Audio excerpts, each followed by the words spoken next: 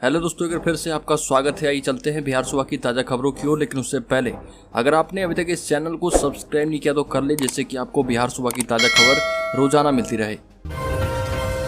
पहली और बड़ी खबर, बिहार में लागू होगी टेक्सटाइल एवं लेदर पॉलिसी। राज्य में 8 जून से टेक्सटाइल व लेदर पॉलिसी लागू हो जाएगी। मुख्यमंत्री नीतीश कुमार राजधानी स्थित अधिवेशन भवन में देश भर से आए उद्यमियों के बीच पॉलिसी का लोकार्पण करेंगे। हाल ही में राज्य कैबिनेट ने इन दोनों पॉलिसी को अपनी मंजूरी प्रदान कर दी है। दिल्ली में पिछले महीने संपन्न निवेशक सम्मेलन के बाद यह दूसरा मौका होगा जब बड़ी संख्या में टेक्सटाइल एवं लेदर उद्योग से जुड़े उद्यमी बिहार में निवेश की मंशा के साथ जुटेंगे। उद्योग मंत्री शाहनवाज हुसैन एवं उद्योग विभाग के प्रधान सचिव संदीप पौंड्रिक ने एक संवाददाता सम्मेलन में इस आशय की जानकारी दे दी है। अगली खबर, बिहार में शराबबंदी से जुड़ी छापेमारी के दौरान अपराधियों एवं तस्करों से होने वाली मुठभेड़ को देखते हुए मद्य निषेध विभाग के सिपाहियों को अत्याधुनिक हथियार चलाने का प्रशिक्षण दिया जाएगा। मद्य निषेध विभाग को मई में 369 नए सिपाही मिले हैं, जिनका प्रशिक्षण शुरू हो चुका है।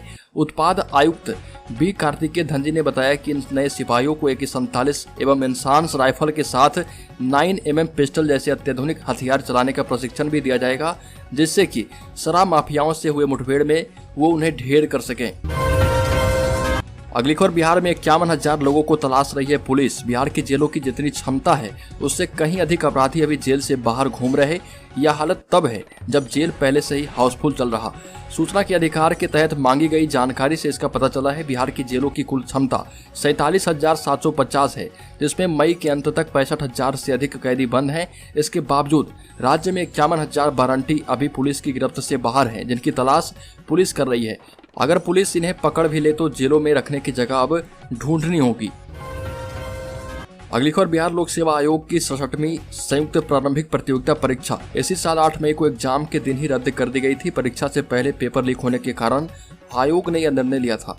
प्रश्न पत्र लीक होने की जांच आर्थिक अपराध इकाई कर रही है। आरोपों में कई लोगों को गिरफ्तार भी किया गया है। अब इस मसले पर भारतीय जनता पार्टी के उत्तर प्रदेश की पीलीभीत लोकसभा के सदस्य वरुण गांधी ने चिंता जाहिर की है। वरुण गांधी ने बिहार के मुख्यमंत्री नीतीश कुमार को चिट्ठी लिखकर तत्काल कार्रवाई की मांग की।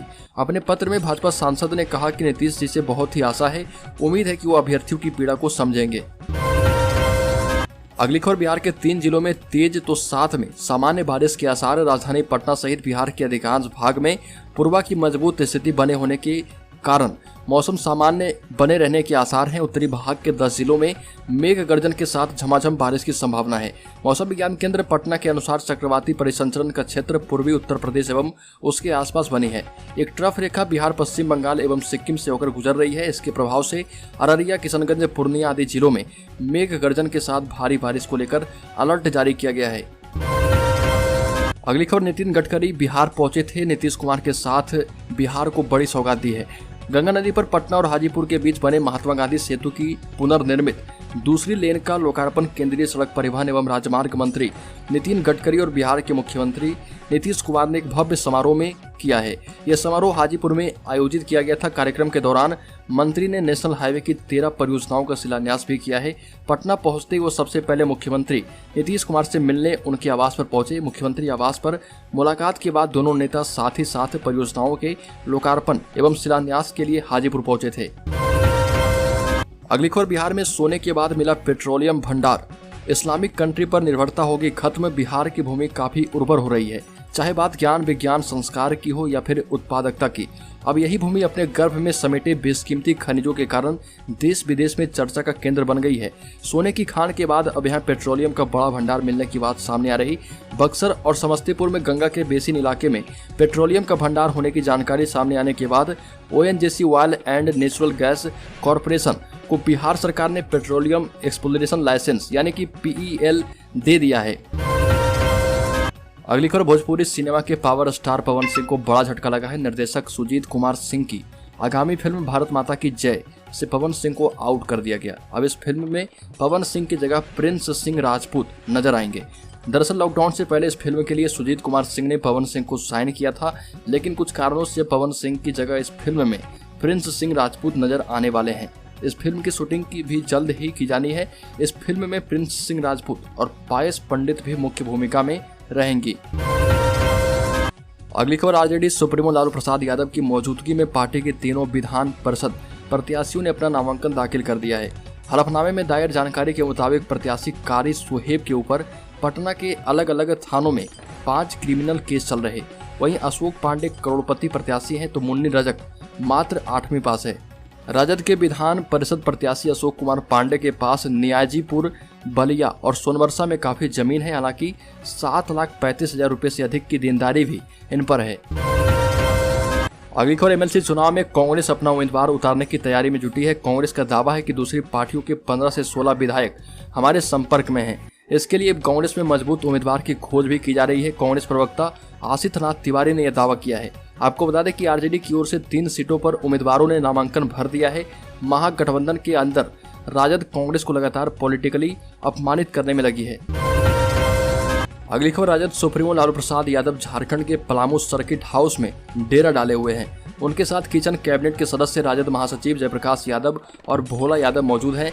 पलामू में लालू से मिलने के लिए आने वाले लोगों का भीड़ लग रहा। पलामू के अलावा गढ़वा और लातेहार सहित पूरे राज्य में लालू यादव के पुराने परिचित और पार्टी के नेता राजद सुप्रीमो का हाल जानने पहुंच रहे। हालांकि लालू यादव का स्वास्थ्य अभी खराब चल रहा, लेकिन वो अपने सभी परिचितों से अपने आप को स्वस्थ बता रहे। अगली खबर, कर्ज के चक्रव्यूह ने ले ली 5 लोगों की जान। बिहार में समस्तीपुर जिले का एक परिवार कर्ज के चक्रव्यूह में ऐसा फंसा कि कड़ी मेहनत के बाद भी कर्ज की अदायगी नहीं कर पाया। माना जा रहा है कि इसी वजह से परिवार के 5 सदस्यों ने फांसी लगाकर जान दे दी। शुरुआती तौर पर ऐसा अंदेशा जताया जा रहा कि महाजनों की धमकी और तगादे से तंग आकर ही इस परिवार ने एक साथ अपनी जीवन लीला समाप्त कर ली है। पुलिस जांच में पता चला है कि मृत परिवार के मुखिया मनोज झा ने 5 साल पहले गांव के एक साहूकार मन्नू झा से अपनी बड़ी बेटी काजल की शादी के लिए 3 लाख रुपए कर्ज लिए थे। इसी क्रम में धीरे धीरे यह परिवार कर्ज के चक्रव्यूह में फंसता चला गया और फिर दूसरे महाजन अनिल सिंह से 1 लाख, बच्चा सिंह से 2 लाख रुपए कर्ज लेने के अलावा कुछ समूहों से 2 लाख रुपए का लोन लेना पड़ा था। अगली खबर, द्रमुक के सांसद ने हिंदी को यूपी, बिहार जैसे बीमारू राज्यों की भाषा बताया। द्रमुक सांसद टीकेएस इलांगोवन ने भाषा की जंग में नया बखेड़ा खड़ा कर दिया है। उन्होंने हिंदी को अविकसित या बीमारू राज्यों की भाषा करार दिया। यही नहीं, उन्होंने इसे लेकर जातिवादी टिप्पणी भी की। उन्होंने कहा कि हिंदी केवल शूद्रों के लिए है। इलांगोवन ने कहा कि पश्चिम बंगाल, ओडिशा, तेलंगाना, तमिलनाडु, केरल, महाराष्ट्र, कर्नाटक, गुजरात और पंजाब को देखें। क्या ये सभी विकसित राज्य नहीं हैं? हिंदी इन राज्यों के लोगों की मातृभाषा नहीं है। अप्रैल में केंद्रीय गृह मंत्री अमित शाह ने नई दिल्ली में संसदीय राजभाषा समिति की 67वीं बैठक के दौरान कहा था कि हिंदी को अंग्रेजी के विकल्प के रूप में स्वीकार किया जाना चाहिए। इसे स्थानीय भाषाओं के विकल्प के तौर पर नहीं देखना चाहिए, जिसके बाद से ही देश में भाषा का विवाद एक बार फिर से छिड़ गया था। अगली खबर, बिहार में फिर से सोना लूट का प्रयास किया गया है। वैशाली के महुआ में आभूषण दुकान में बड़ी लूट की घटना को अभी सप्ताह भर भी नहीं बीते कि बेखौफ अपराधियों ने एक बार फिर कुछ ऐसी घटना को अंजाम देने का प्रयास किया।